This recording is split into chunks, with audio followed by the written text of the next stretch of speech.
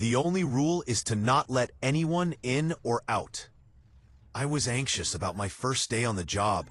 I didn't want to screw things up again like I did at the last one. Dr. Mary had hired me for a simple position with good pay. I'd be the night security guard for Hope Private Lab. It was located just outside town, in an area full of abandoned buildings, the kind of place where you'd expect no one to ask questions. I arrived at 7 p.m. sharp, and she was waiting in front of the door.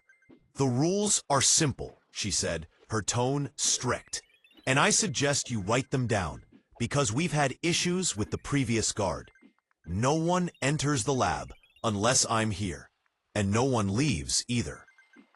That last part caught my attention, but before I could ask why, she continued, "I hired you because I know you'll do what's necessary to follow my instructions. Right? Post." There was something in her eyes that made me understand why I'd been given this chance. No one in their right mind hires an ex-convict as a guard unless the job requires special care. "Understood," I said quickly. "No one in or out without you here." Dr. Mary gave a faint, satisfied smile and went on to show me the rest of the facility. It reminded me of the infirmary back in prison. The lab had a main hall with 3 side doors besides the exit.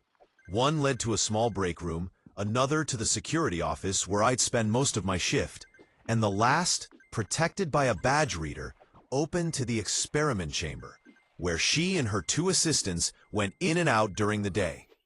Before leaving, she told me that room was the most important one. I wasn't allowed inside, but I was to guard it at all costs. The first few hours of my shift passed quietly. I watched the exterior cameras, checking the empty streets outside, trying to figure out why she was so strict. But there was nothing unusual.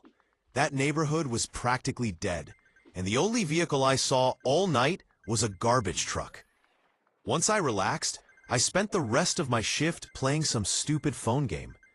It wasn't until around 4 in the morning that something strange happened. I left the security room to grab a snack from the break room, but as I crossed the main hall, right in front of the experiment chamber door, I heard a sound.